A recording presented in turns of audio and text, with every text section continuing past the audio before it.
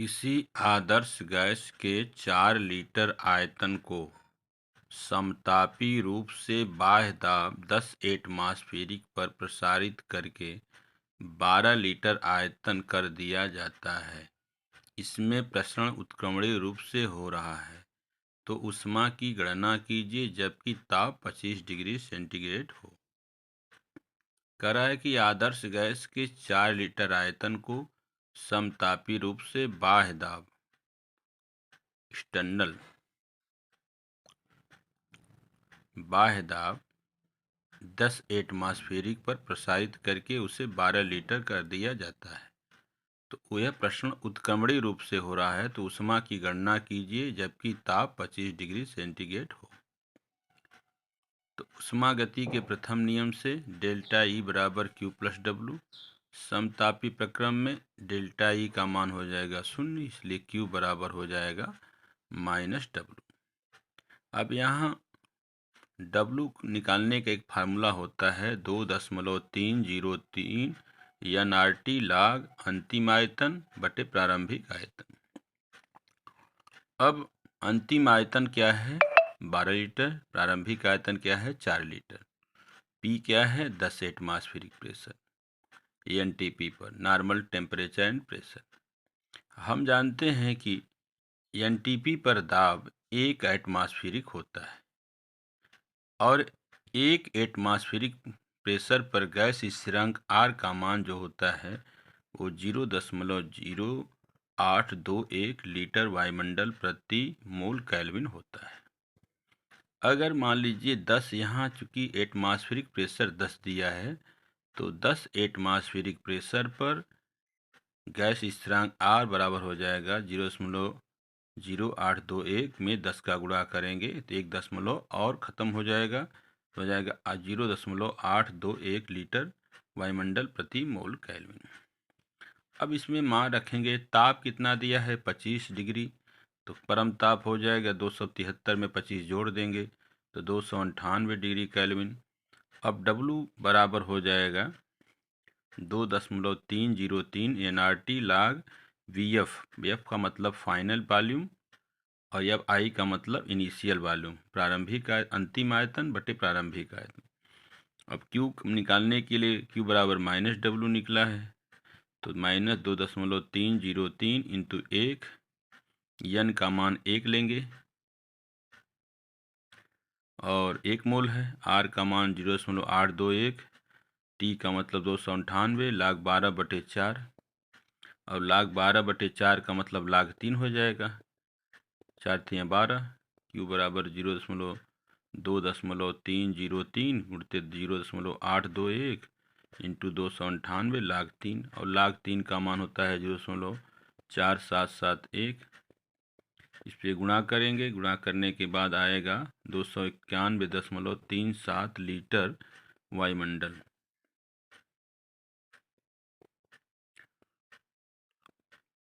Question है जलवाष्प को आदर्श गैस मानने पर 200 डिग्री सेंटीग्रेड एवं 1 बार दाब पर 1 मोल जल का वाष्पीकरण में एंथैल्पी परिवर्तन 42 किलो जूल प्रति मोल पाया गया। आंतरिक ऊर्जा ज्ञात करो। यहाँ दिया क्या है, टी दिया है परम ताप 273 में 200 डिग्री सेंटीग्रेड जोड़ेंगे तो केल्विन निकल जाएगा 473 डिग्री केल्विन। पी दाब दिया है 1 बार, यन दिया है 1 मोल, आर का मान हम जानते हैं 8.3 जूल प्रति मोल केल्विन। यहाँ चूंकि डेल्टा एच का मान एंथैल्पी परिवर्तन किलो जूल में दिया है तो जूल को किलो जूल में बदलेंगे, तो 8.3 इंटू 10⁻³ किलो जूल प्रति मोल केल्विन हो जाएगा। अब हम डेल्टा एच का मान भी दिया है 42 किलो जूल पर मोल। अब हम सूत्र लगाएंगे डेल्टा एच बराबर डेल्टा यू चाहे डेल्टा ई लिखें प्लस डेल्टा NRT से। अब डेल्टा एच बराबर हो जाएगा डेल्टा ई, इसमें से एक लेंगे, आंतरिक ऊर्जा को चाहे डेल्टा यू से लिखिए चाहे डेल्टा ई से, तो delta E plus delta NRT। चूँकि डेल्टा एन का मान 1 होगा क्योंकि कह रहा है कि H2 द्रव से गैस में बदल रहा है। तो डेल्टा एन जी क्या हो जाएगा, अंतिम आयतन माइनस प्रारंभिक आयतन गैस का। तो गैस का एन एफ कितना है 1, और फिर माइनस प्रारंभिक है नहीं, द्रव में है, क्योंकि डेल्टा एन जी बराबर एन एफ माइनस एन आई। एन एफ का मतलब होता है फाइनल, गैस की फाइनल कितना है।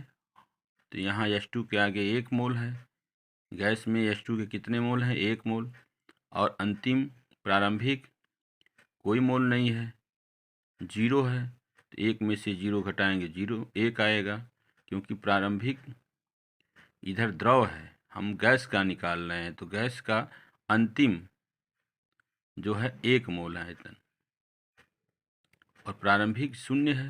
तो 1 में से 0, डेल्टा एन का मान हो जाएगा 1, और डेल्टा एच का मान दिया है 42।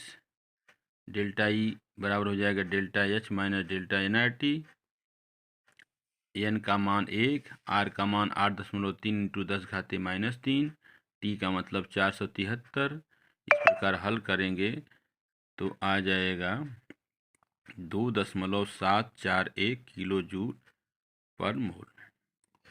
1 ग्राम ग्रेफाइट को ऑक्सीजन की अधिकता में 1 एटमॉस्फेरिक दाब एवं 298 डिग्री केल्विन पर कैलोरीमीटर में जलाया जाता है, जिससे कैलोरीमीटर का ताप 299 डिग्री केल्विन हो जाता है। कैलोरीमीटर की ऊष्माधारिता 20.7 किलो जूल पर केल्विन है। एंथैल्पी परिवर्तन क्या होगा। कार्बन के देखिए कई रूप होते हैं, ग्रेफाइट है, हीरा है। तो कह रहा है कि ग्रेफाइट को ऑक्सीजन की उपस्थिति में जब जलाएंगे तो CO2 और कुछ ऊष्मा निकलेगी। इसका द्रव्यमान दिया है 1 ग्राम, और डेल्टा टी बराबर हो जाएगा अंतिम ताप 299 माइनस प्रारंभिक ताप 298, 1 डिग्री केल्विन। अब कह रहा है ऊष्माधारिता दिया है कैलोरीमीटर की 20.7 किलो जूल पर केल्विन। तो सी भी बराबर हो जाएगा ये ऊष्मा गति के शून्य नियम से। हम जानते हैं कि ऊष्मा गति का शून्य क्या है, ली गई ऊष्मा बराबर दी गई ऊष्मा, या दी गई ऊष्मा बराबर ली गई ऊष्मा। तो कौन ऊष्मा दे रहा है, ग्रेफाइट द्वारा ऊष्मा दी जा रही है। कौन ले रहा है, कैलोरीमीटर द्वारा ले जाए। तो ग्रेफाइट द्वारा दी गई ऊष्मा बराबर कैलोरीमीटर द्वारा ली गई ऊष्मा। अब कैलोरीमीटर कितनी ऊष्मा ले रहा है ये निकालने के लिए माइनस ऊष्मा ले रहा है कैलोरीमीटर द्वारा ली गई ऊष्मा minus CV into delta T, ऊष्माधारिता इंटू ताप 20.7 इन ताप कितना है 1, 20.7 किलो जूल आ गई। अब 1 मोल कार्बन द्वारा दी गई ऊष्मा निकालेंगे। तो हम जानते हैं कार्बन का परमाणु भार कितना होता है 12, इसलिए 20.7 गुणित 12 बराबर हो जाएगा माइनस 248.4। ये बराबर हो जाएगा 248, इसको मान लेंगे 248 गुणित 100/100 हो जाएगा 248 इंटू 10⁻²/100 हो जाएगा 2.48 इंटू 10⁻² किलो जूल पर मोल। क्वेश्चन है, एक तालाब से निकले व्यक्ति के शरीर पर जल का भार 18 ग्राम है। मतलब एक तालाब में व्यक्ति नहाया और बाहर निकला तो उसके शरीर पर जल का जो भार था 18 ग्राम। इस पानी को 298 डिग्री केल्विन पर वाष्पित होने के लिए कितनी ऊष्मा की आवश्यकता होगी। 298 पर वाष्पीकरण की आंतरिक ऊर्जा की गणना कीजिए। जल के लिए 298 डिग्री केल्विन पर जो वाष्पीकरण ऊष्मा है 44.01 किलो जूल पर मोल है। अब यहाँ देखिए जल का भार दिया है 18 ग्राम, तो जल का अणु भार निकाल लें। H2O, H का होता है 1, यहाँ हाइड्रोजन के 2 परमाणु हैं, 2 × 1 = 2। ऑक्सीजन का परमाणु भार होता है 16, तो 16 × 1 = 16, 16 × 2 = 18, इसलिए 18 हो गया। अब हम मोलों की संख्या जानते हैं निकालने के लिए कि जल का भार ग्राम में बटे अणु भार कितना दिया है, 18 दिया है, बटे 18 बराबर 1 मोल। अब 1 मोल हम निकाल लिए कि कितने जल के 1 मोल हैं, तो जल का 1 मोल हो गया।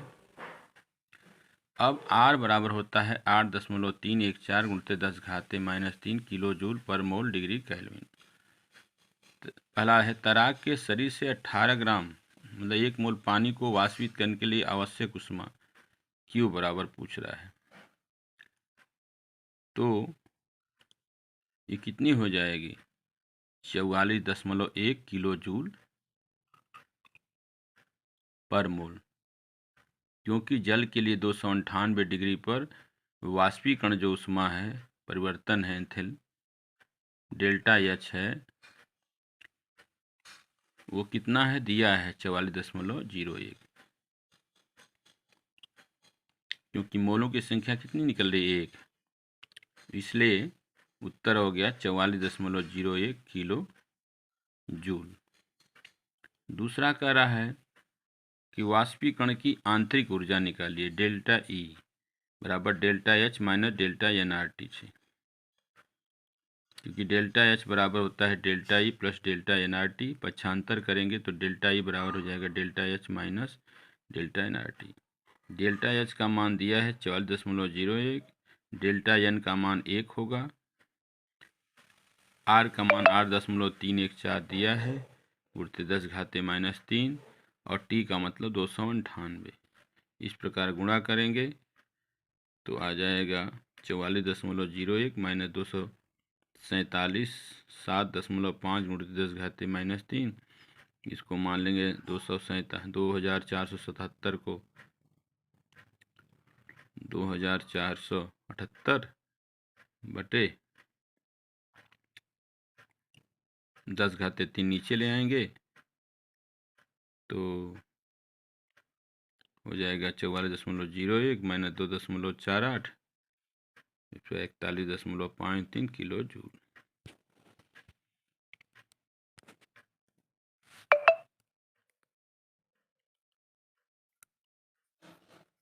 यहाँ 7 होगा, यहाँ कितना होगा 7, क्योंकि